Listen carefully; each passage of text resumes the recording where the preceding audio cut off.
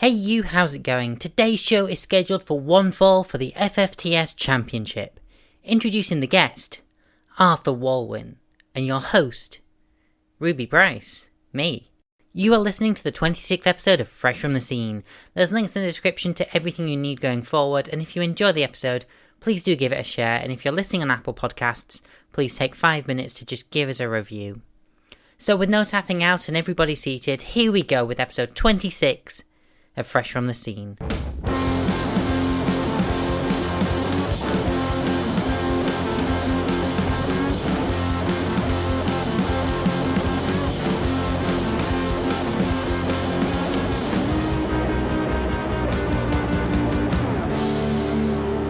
You're listening to Fresh from the Scene with your host, Ruby Price. Welcome to Fresh from the Scene. Today's guest is the returning, magnificent Arthur Walwin. Hello. Oh, hello. What an intro. Loved it. I need to big them up, like...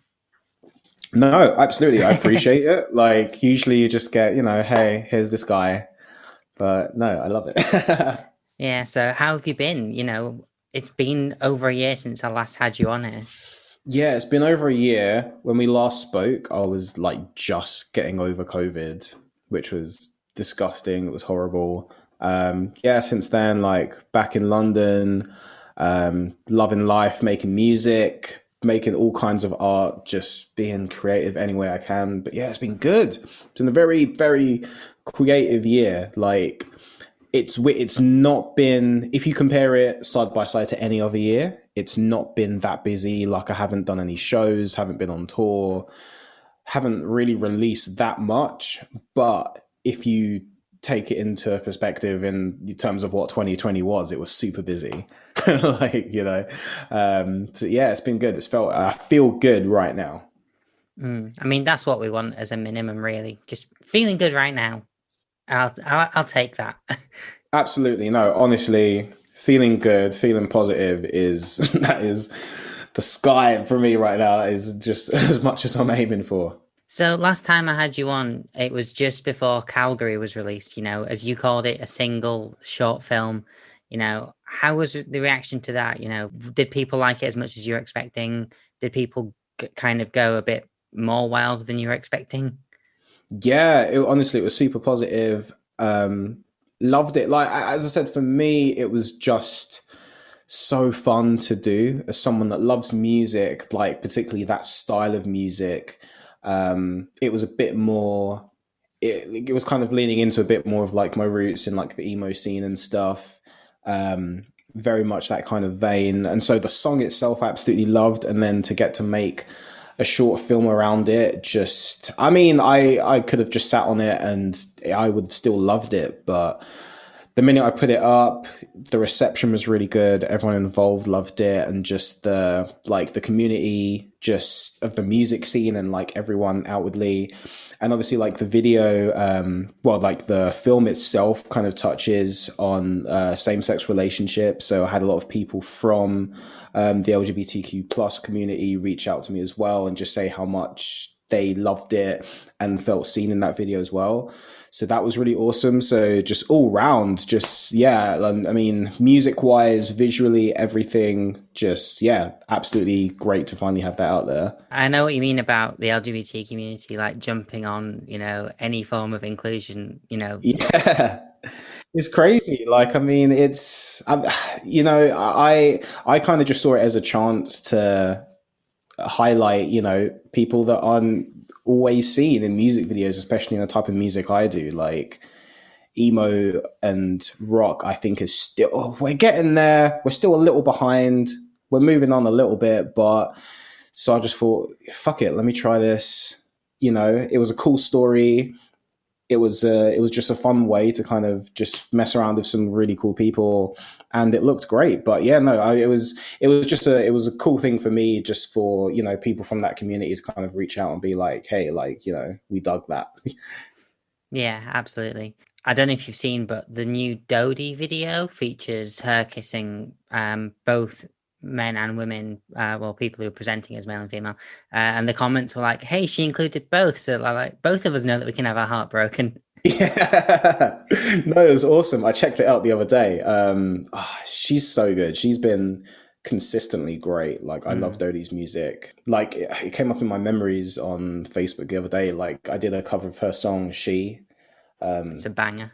years ago. Thank you. I mean, the original's a banger.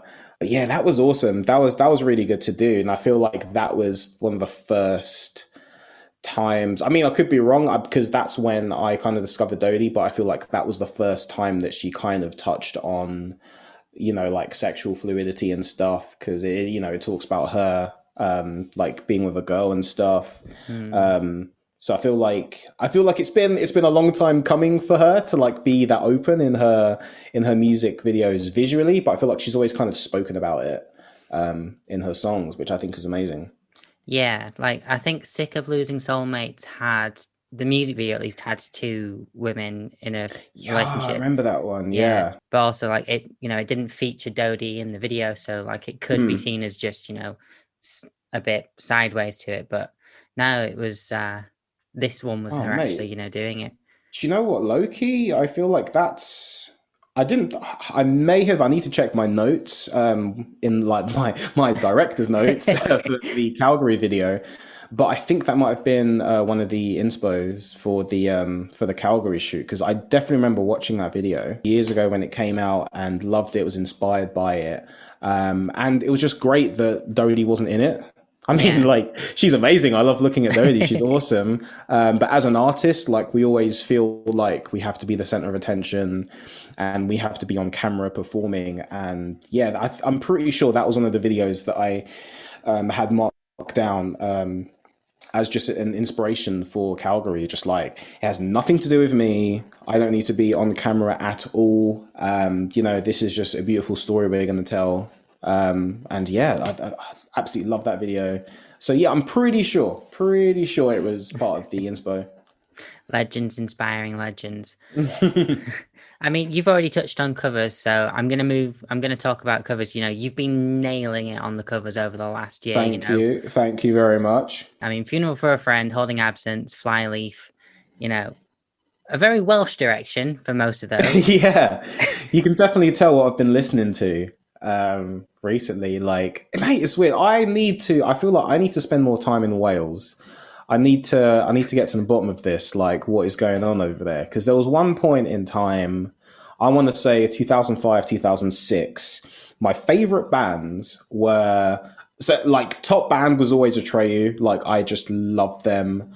They were just my band. But Mm, then you had Bullet, Skin Dread, Funeral for a Friend, I think the Blackout at one point, Kids in Glass yeah. Houses, and I was like, every single band is Welsh. Like, what is going on? What are they doing over there? What's happening? So like, but I've been to Cardiff a handful of times. I remember playing a show in Swansea once. And that's about it. Like, I don't think I've spent an awful amount of time in Cardiff, but I imagine the scene over there is crazy. And I mean, now we've got Holding Absence coming up. Yeah. So I Raiders. mean, yeah. So it's interesting, but yeah, no, honestly, like with the covers, I took a look at my channel and I wasn't happy. I did the standard creator thing of I don't like what I see on there. Like, it was good. I had some really good covers on there that I was proud of, but I don't know. I didn't really have any videos that I was like really gassed on. That, like, say if I met someone new, I could just show them this cover and Yeah. be like, yo, this is me, this is what I'm doing. And obviously, yeah, like, it goes without saying, 2020, I think, made everyone just reevaluate their life. Like, what am I doing? I need to be happy. And honestly, what makes me happy is the music I listened to when I was 15, 16. So I went back all over all those tunes. Yeah, like Feeling for Friend, Evanescence, Flyleaf. I think that's what I've got out so far. Not sure when this is coming out, but I've got a couple of Killswitch Engage ones coming up. What else is on the list? Just old school. I'm just going back. I'm toying with doing the Bullet one. The guitar it's too much. It's too much. Even doing some work, been working on this Killswitch Engage cover, and I've not played this song since I was 15, and I just assumed I'd be able to pick it back up and record it fine. And it was such a strain, just with the riffs and everything. And Bullet is way harder. They've got some crazy lead stuff going on, so it's like, 'cause, like I'm more than willing to put the work in and put the effort in, but it's like I'm also working on so much original material. So I like my covers just to be, in and out very quickly. Like I'll dedicate a day to it. But yeah, it's going to take me a good few takes to get some Bullet down. But essentially that's me. I'm just going, enjoying what I do, not worrying about being overly commercial or palatable. Just it's emo, pop punk, metalcore, whatever. Like that's what I love. I'm just embracing it, and I'm just going all in and throwing out these nostalgic covers. Yeah, I mean, we all love a bit of nostalgia. But yeah, I was going back through them, and for the sake of curiosity, I want to know, is that a Warwick bass that you're playing in some of them? It is, absolutely. Well spotted. My best friend, Lewis, we were in a band, 2006, 7. It was like year 11, year 11-ish, like going like first year of college.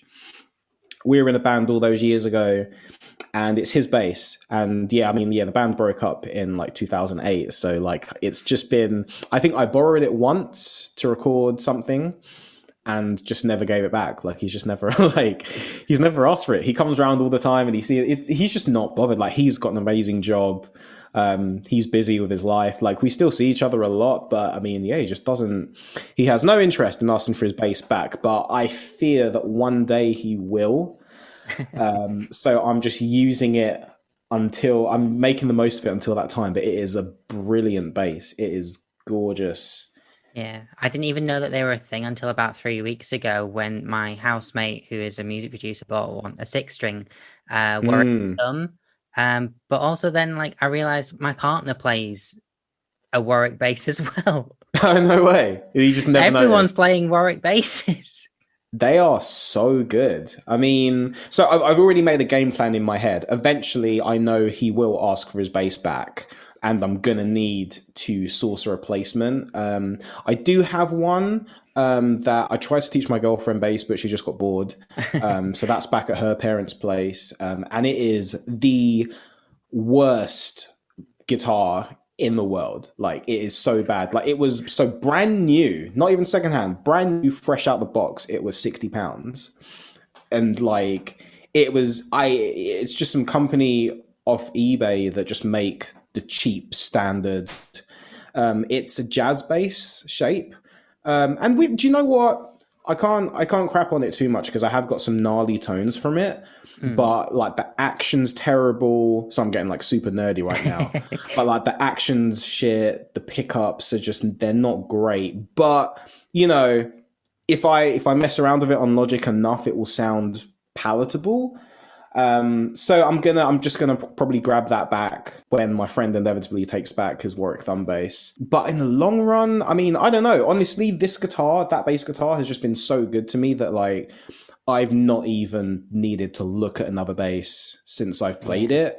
But I know if I had some money, maybe I'd have a day at a music shop and just play a couple of different basses and kind of see what was the best option for me. But I do like aside from this Warwick one, like I do like a thumb bass. I do like a jazz bass as well. They do really good. You can get some kind of gnarly, I've been into that really like gnarly, distorted pop punk kind of tone.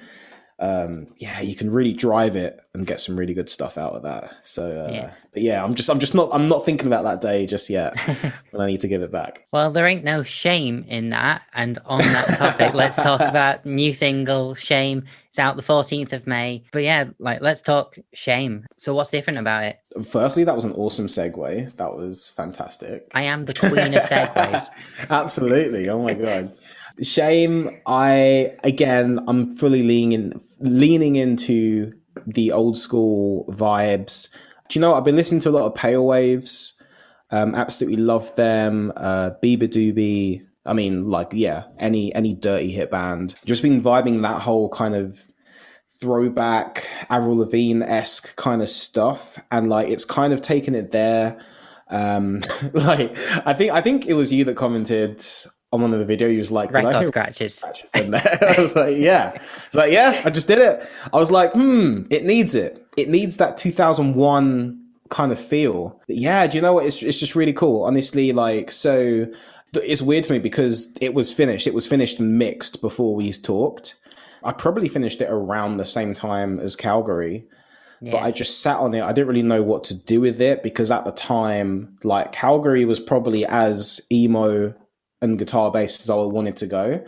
Because some of my previous stuff is a bit more, I guess you'd just fall into like the pop R&B kind of category, but with a little bit of guitar influence. And I mixed Illusion Jordans with Kid Neko, and it was just so heavy. But it sounded great. The song sounds exactly the way the song should sound, but just compared to everything else was so heavy. And I was like, I have no idea what to do with this song. Don't know what to do with it. So yeah, sat on it all through lockdown and randomly uploaded it in January. I just thought, screw it. Let's put it up.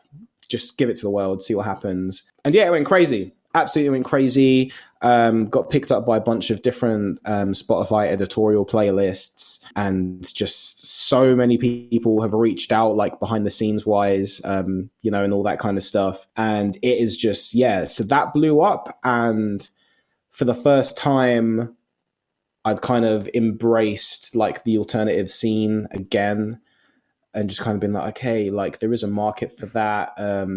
And as well, I think like a big thing for me, like over the past year, is just seeing how many like people of color, like black and brown people, like across the world are just so into alternative music and are just like super on it. Like literally the first time I kind of saw it was, I think it was the first lockdown. I got approached by the Nova Twins to do like a couple of photo shoots for them, for some magazine covers, and just seeing how much they were killing it.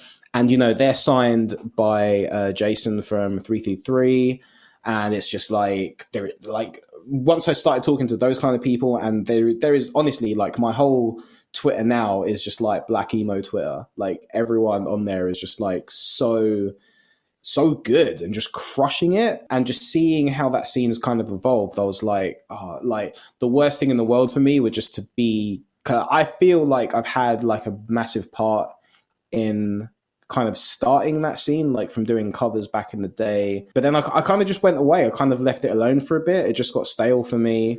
But now I think like a lot of us are just regenerating it and picking it back up. And yeah, the worst thing in the world just to see people smashing it and, kind of putting themselves out there, and just to get left behind. So I was like, I need to kind of reclaim my title. Need to step back into the ring, bring up, like, get some... Enter the squared circle of the alternate music scene. Mate, 100%. Like, even, mate, just today, I've seen Will Smith's daughter. She's put out a new tune, and it's proper pop punk. And I'm like, mate, like, everyone's killing it. And it's weird because I grew up, so many of my cousins, like they low key listen to pop punk, but like you couldn't say it as like a black kid. You couldn't, it wasn't acceptable. Like no one really, it wasn't cool. I remember one of my cousins, like he's a grime rapper and he's sick, and he was proper massive like back in the day. But I remember he went to his house and he was like, you like all that rock stuff, don't you? And I was like, yeah. And he was like, and he pulled out like this Sum 41 CD.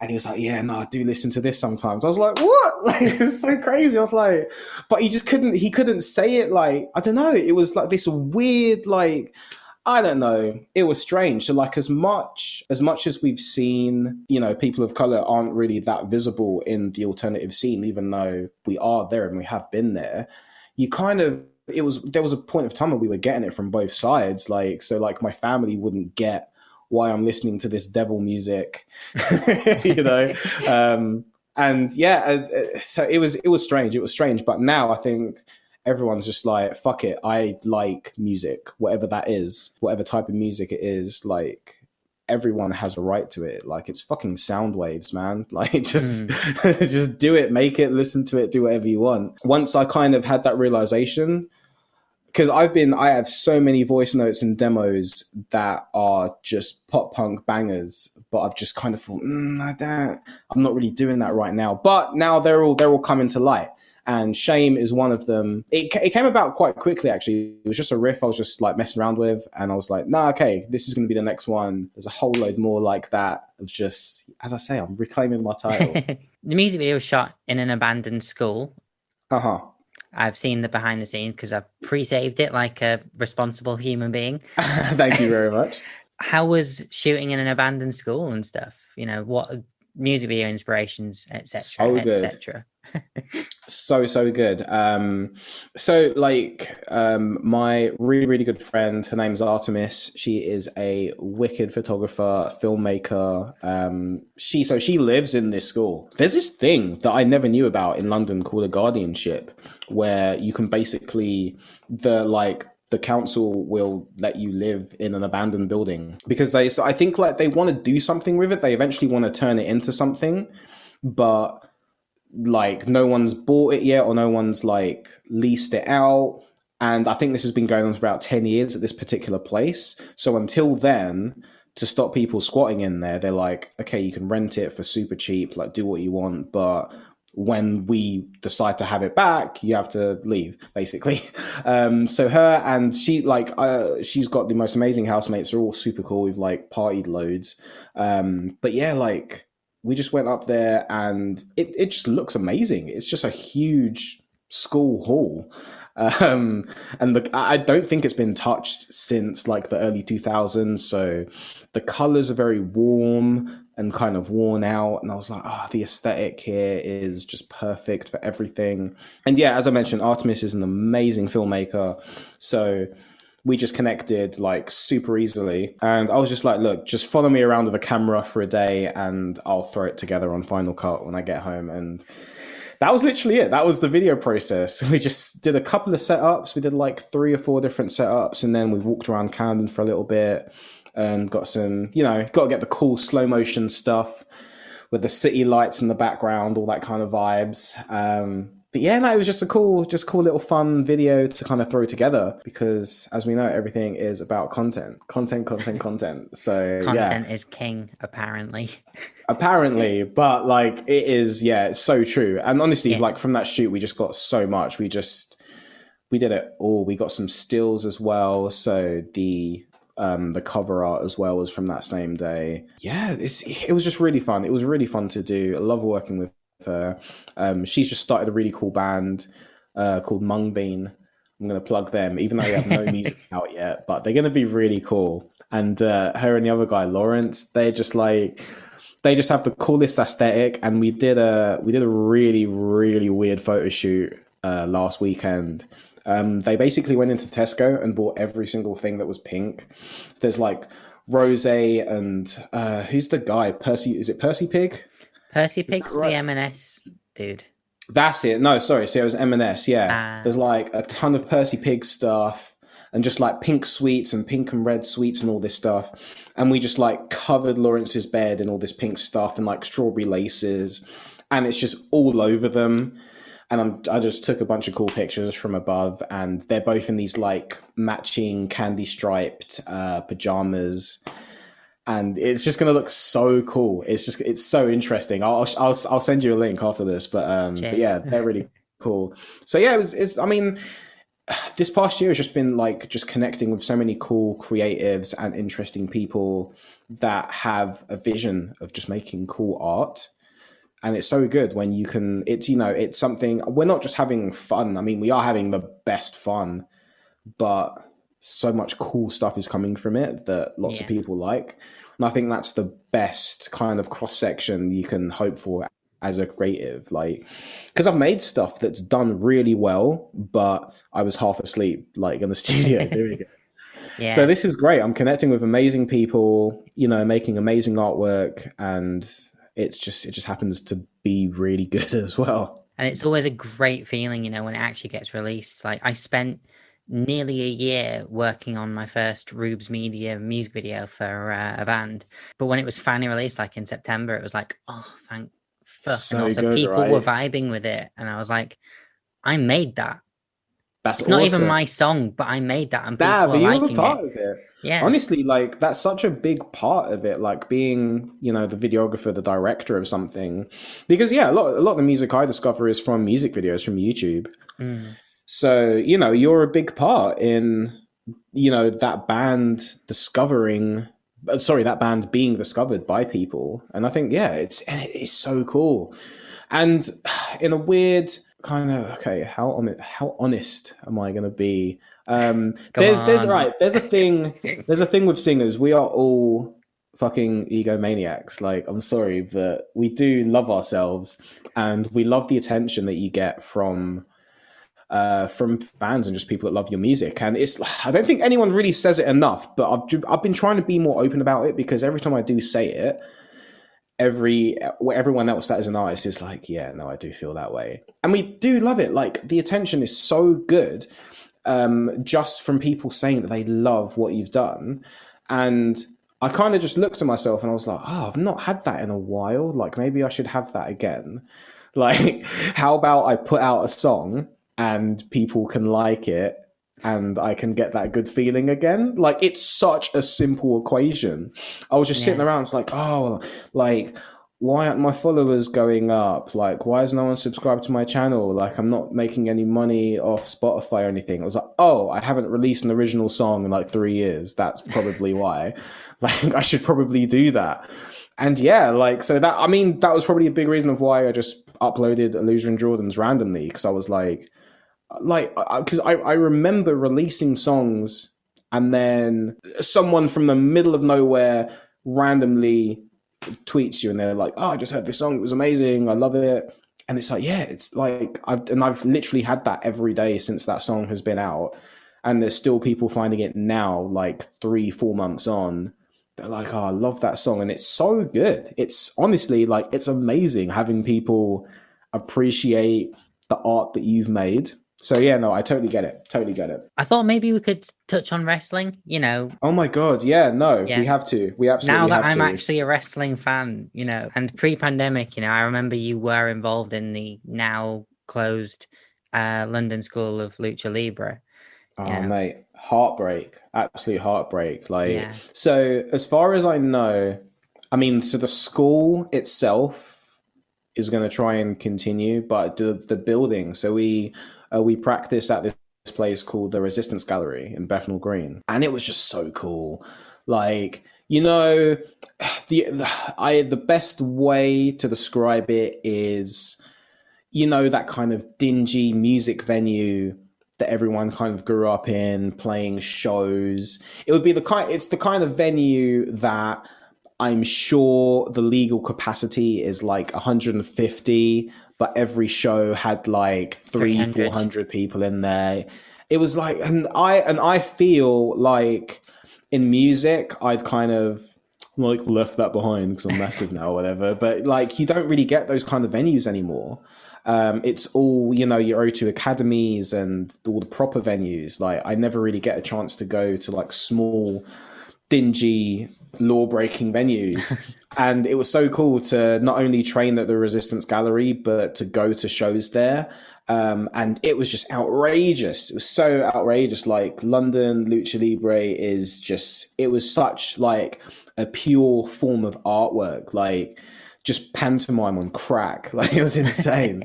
And it was such a good venue. And at the start of 2020, like, one of my goals was to finally get on the show, because I've been training for about a year, and it was just really looking like I remember the first session I had back, it was like just after New Year's.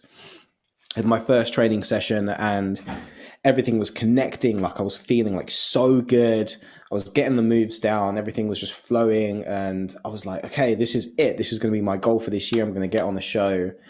And every time I dreamt about it, that was going to be the venue. Like, it was going to be in there. But unfortunately, like, the venue's gone now. That's been sold. But, wherever our new home happens to be, it will have to be there. But it's still on my radar to at least do a show. I'd love to do a show. Even if that show ends with you being pinned. It's your I'm not expecting to win my first match. I don't know. I'm like, it's fine, you know. It's all part of the show. It's all like we've done a couple of like matches in practice and stuff, and I'm technically undefeated because I've won I've won all the practice matches. But yeah, like I don't know. So the weird thing about wrestling that I try and explain to people that don't watch it is because they're like, oh my God, but like how could you just like lose and be okay with that? And it's just like it's just fine. But it's like, nah, it's a show. Like it's like a movie. Like, you know, you're playing the bad guy, or you're playing the superhero or whatever. It's just like, and yeah, like it's just all part of the fun. Like it's still like you've still done the same amount of work. Like you've done everything that you would have done otherwise, but you just happen to lose the match. And it is just so fun just being in the ring. Like I absolutely cannot wait just to like jump around, you know, like the next time I get into a ring. It's going to be super fun. I mean, like, I didn't even realize until like I was talking about WrestleMania 37 afterwards that my favorite wrestlers are heel. I know. Wait, who's your favorite? Rhea Ripley. Oh yeah. She's kind of like babyface now that she's gone into Raw. But by the time she was leaving NXT, you know, she was kind of the bad guy. Yeah. No, I'd say she is. Like, I mean, her whole vibe is more heelish. Yeah. Brutal destruction and stuff. Yeah. But like, that was the weird thing about, like, so when I started watching it, you know, I grew up with like The Rock, Stone Cold, Undertaker. Just take those three guys that I absolutely loved, and Triple H as well. They're not very nice people. Like, I mean, as humans, they're amazing, but like on TV, like even so, when I started watching it, like The Rock was like the biggest baby face you could ever have, but he was a dick. Like he would always make fun of the interviewers and just take the piss out of everyone. But he was so entertaining that like you had to cheer him. And it's like, it's such a weird thing. Like, honestly, like I'm so happy that I just naturally like got into wrestling and I just sort of understood it, because I'm trying to explain it to people that don't watch it. And I'm like, okay, like they're not nice people, but we like them for some reason. And it doesn't make sense.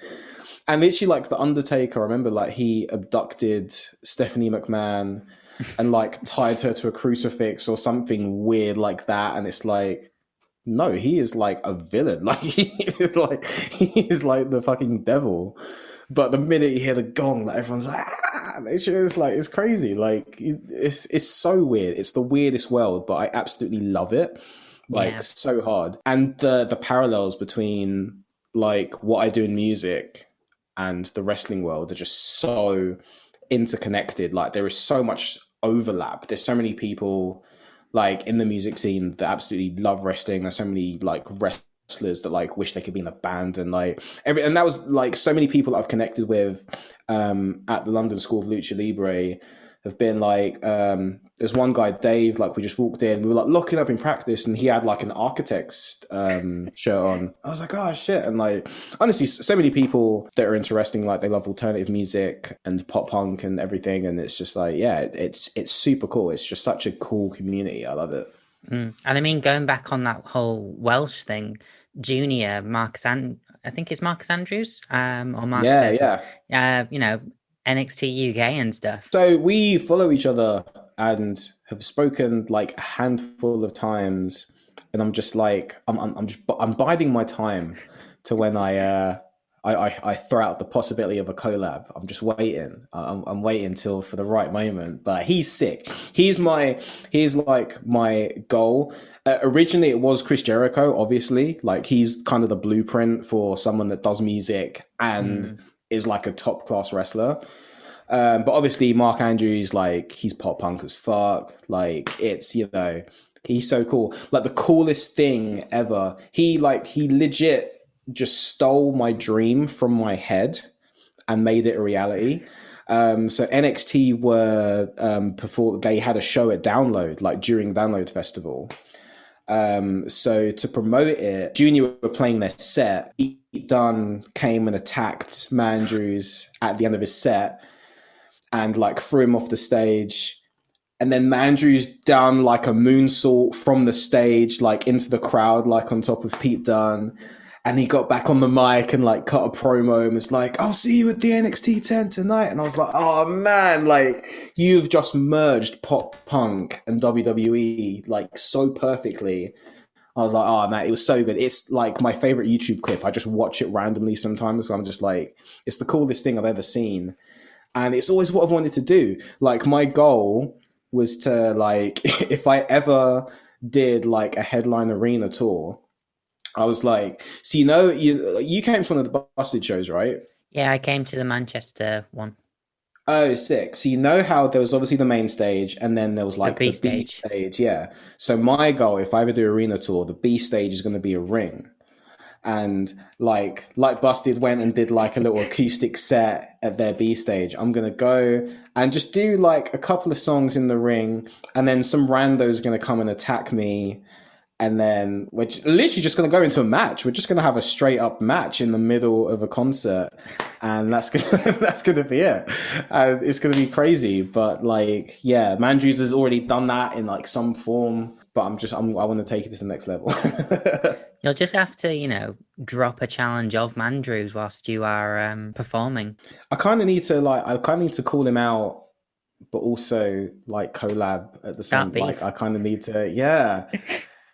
That's the crazy thing about social media now is that so many people like they don't know. Are you starting beef or are you cutting the promo? Yeah. Like, are you trying to make? So it's like I'm always, because I'm not fully in that world yet. Because I feel like, because I'm not an actual wrestler. Like I've not had a match. Like I'm just training. And so if I start calling people out, they'll be like, "Who is this guy?" Like, there's no payoff because I'm not signed by any company. Like, there's no match that we can have. Like, I was just trading insults on Twitter, and it's just like, So until I'm actually like wrestling somewhere, I think I'm just not gonna call anyone out in case they think it's real beef, because I don't do drama at all. Like, I'm not. Oh my god, like. When I see people having like beef on Twitter, I'm just like, stop. Actually stop. It is so embarrassing. But in wrestling, it's fine. It's not real. It's all good. Yeah. One of my favorite things that I've been keeping up with in wrestling at the minute is the whole Daniel Bryan. Oh, Roman Reigns? Yeah, that's it. I still can't gel with Roman Reigns, but I think that's possibly just because of how late I've come in. I think it's weird. I don't know. Maybe it's just there is something about him. So when I started watching again, I mean, I as I said, I watched back in the day, like 2000, I think. Yeah, year 2000 was when I first started watching it, and up until like 2004, and that's when I picked up guitar and didn't watch wrestling at all. Like I'd watch old clips like here and there, but actual live as it's happening, current wrestling, until 2015, when I just went on my Facebook, which again, the parallels between music and wrestling intertwined. So I thought my whole Facebook was music people I've met in the industry. Every single person was talking about how Daniel Bryan didn't win the Royal Rumble and how much Roman Reigns sucks. And I was like, what? Like, people are watching the Royal Rumble. What the So I literally went onto the network, started watching again. I was like, who is this Daniel Bryan guy? What are they on about? And then it snowballed from there. That's legit how I got back into it. And since then I just haven't liked Roman Reigns because he's just been shoved down everyone's throats. And he's the most beautiful man in the entire world. He's an amazing wrestler, and he's related to The Rock, which automatically makes you incredible. Yes, on paper, he's fantastic, but something about him I just didn't get. But this new character he is doing, every time he comes on the screen, I love it. He's just the perfect kind of dickhead, where he's just like, so his confidence and his arrogance is just so, it's that calm final boss, movie bad guy kind of thing that he's doing so well, because like he's always been that chill, and like he never raises his voice, even when he was a babyface. But when you're a babyface and you're just calm, it's just like, oh, I'm bored. Like, honestly, when he did promos before, it was so dead. Like, go back and I'm guessing watch. you've seen the one with John Cena where he forgets his I was lines. literally just about to say, like, go back and watch the one with John Cena where he absolutely destroys him. And it's just, and that's the Roman Reigns that I knew. So to see him now, where he's just, there's something different between a good guy being chilled and then the bad guy just being like, look, I'm sick. I've headlined every WrestleMania. I don't even need to acknowledge your existence. Like, because you're all acknowledging me. Right. He's I love it personally, but I understand if, there's still people out there who haven't fully connected with him. But yeah, I think he's sick. He's probably one. No, I'd say he's my favorite. There's not really anyone else really that's killing it for me. So I'd say Roman Reigns is probably my favorite current superstar. Apart from Bianca Belair, that's different. Oh, she was fantastic. She's incredible. I absolutely love her. That match, Sasha Banks as well. To be fair, I'd say she's up there as one of my favorites. But yeah, they're all killing it. But yeah, Roman Reigns, I think just because of how much I didn't like him before, it feels crazy to be so into him now. I'm having a similar thing with, I don't know if you frequently watch NXT, but they've currently got Johnny Gargano and the Way being what my friends have lovingly dubbed as the Scooby Gang, because they're just getting up to such utter bollocks. I didn't like Johnny Gargano when I first came in because I was like, are we supposed to root for these guys? He's not giving me that vibe. Nah. But now it's so funny and it's hilarious. I need to watch more. It's one of those things, NXT is so good and I've never watched an episode that has let me down. But there is so much wrestling on TV. Yeah. There's so much. It's ridiculous. There's something like 14 hours a week. If you count AEW and New Japan and all that stuff, it's mate. And if you're watching it on the network, you get some of them 3 weeks later or 4 weeks later, by which time you've already seen spoilers for 7 weeks ahead. There's so much going on. And so I think naturally, so when I got back into it, it's okay, 3 hours for Raw, 2 hours for SmackDown, and now NXT's 2 hours long. I'm kind of just I think when I started watching it again, NXT it was just finding its feet. I think you had Finn Balor was just sort of coming up. It was that sort of era.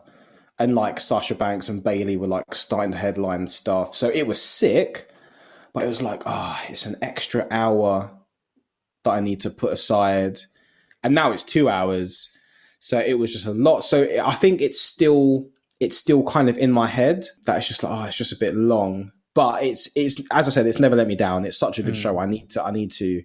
But no, I love all the takeovers. I have to watch those. They're sick. But yeah, I need to start watching NXT. Do you know what? Schedule-wise, I'm probably going to replace Raw with NXT because Raw is dead. It's nothing's going on. It's all different. Again, when I was growing up, Raw was the shit. Raw was it every single week. Honestly, I look at myself now and I sound like such an old timer. I sound like one of these people that's back in my day, we had the Rolling Stones, we had the Beatles, and all you young'uns, you don't know what you're on about. Honestly, that's what I feel like now talking about wrestling. But mate, imagine me 10 years old and I put on the TV, you've got The Rock, you've got Stone Cold driving a beer truck, you've got Undertaker, Kurt Angle, Triple H, and they're all young guys. They're all young.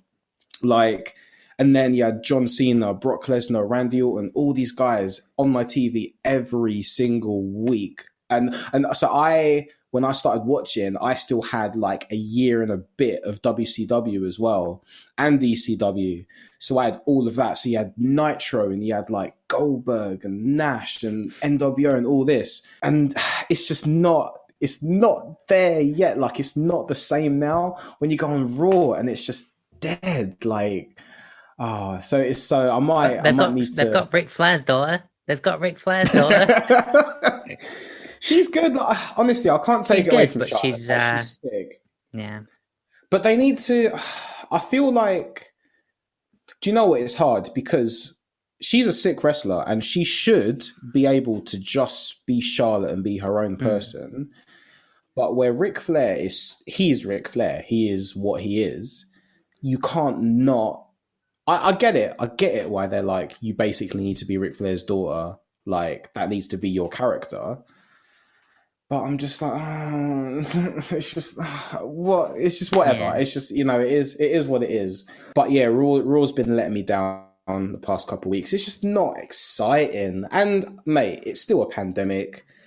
There's still no crowd, so I'm not blaming them. I'm not expecting, the world. But yeah, just entertainment wise, I feel like NXT, as I said, has never let me down. So if I've got a couple hours to spare at 1 a.m. on a Tuesday or Wednesday, then I think it should go to NXT instead, probably. Yeah, it's so good. Honestly, mate, Triple H has just been doing the bits for the wrestling as a whole. Like, you can tell the amount of influence he's had in the music. Like, even from, was it NXT that had Poppy? Yeah, NXT had Poppy. Takeover, Stand and Deliver. and yeah, mate, the music they've had Bring Me the Horizon, Architects, I'm sure they were one. And it's just, mate, he's got such a stamp on the music and the vibe of NXT and NXT UK. And yeah, man, he's a solid rock guy, man. Like, he loves it. So I think that's a cool, because WWE, like the main show, I mean, like the weekend for the WrestleMania theme, is I don't know, it's just too. I don't want to be that guy, but it's just too kind of commercial. Yeah. Like, hey, we're appealing to everyone. Like, what's badass about the weekend? Like, he's sick. I love the weekend, but it doesn't scream WrestleMania to me. No. Like, it is what it is. Like, it's all changing. I'm just trying to navigate what I like and what I don't like. So I feel like we've moved on to a good segue to go into the quickfire round to finish off the podcast. Hell yeah, let's do it. For the most part, 2 options. There's one that's 3 and one that's just an open-ended question. So Okay. I got it. Leading on from the last topic then, NXT, SmackDown or Raw? SmackDown. Busted or Fight Star? Oh, Fight Star all day long. Emo or Pop Punk? Oh, emo. Vine or TikTok? TikTok. I didn't even have Vine. No way. Song on repeat? Oh my god. Losing My Religion by REM. Ooh, that's a tune. Such a good song. And lastly, it might be difficult for you. London or LA? Oh man, LA. I'm bored of London at this point. Not gonna lie. I guess been there all lockdown. I guess when you're forced to stay somewhere for, a year without leaving it, it can get pretty. So other than, to wrap up, Shame out 14th of May. I'm guessing music video at midnight. That's what usually happens. Usually. I mean, I'm so unplanned. I don't know. I'm so happy I have I'm working with a really good team at the moment who's helping me out, put out this new batch of songs. So whatever they decide. But usually, yeah. It'll either be at midnight or GMT the next day. But yeah, music video is going to come out the same day with the song. It's going to go live on everywhere: Spotify, Apple, Deezer, Tidal, all that good stuff. But yeah, no, 14th of May. That is it. That's I feel like it's going to be a good launching point for the summer, because I've got bangers just coming out constantly. We're just creating a constant stream of just tunes. So it's going to be a good start. Get everyone gassed. Now that Daft Punk have broken up, I guess Limmy could be like, hey, have you heard Shame by Walwin? It's the tune of the summer. Right? There's a gap. There's a gap filled, man. Daft Punk, mate, honestly, whether it's me, it might be me. I don't think it's going to be me, but it might be. whoever has the tune of the summer, I think it's going to be a pop punk one. It's going to be like something's going to kick off. And because it's always that, like, you know, that dance hit.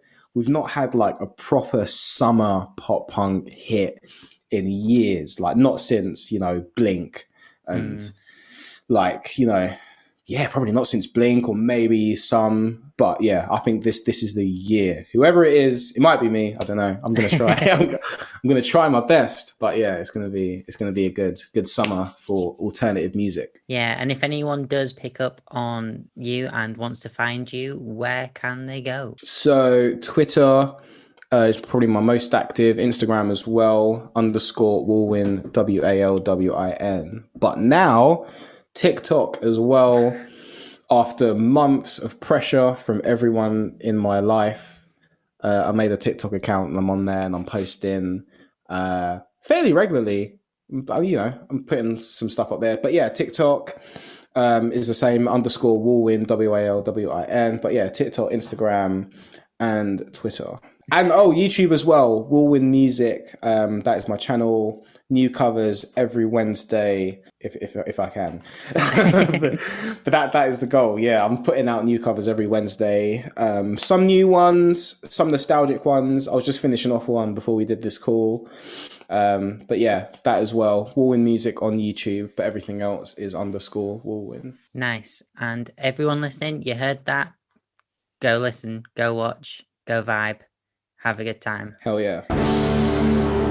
You're listening to Fresh from the Scene with Ruby Price. Thank you very much for listening. If you enjoyed that, please do give it a share on social media and be sure to follow Arthur and myself on social media. As I said, there's links in the description. As mentioned during the show, Arthur's newest single, Shame, is out as of today, so go and listen to it. It's an absolute banger. Thank you and goodbye.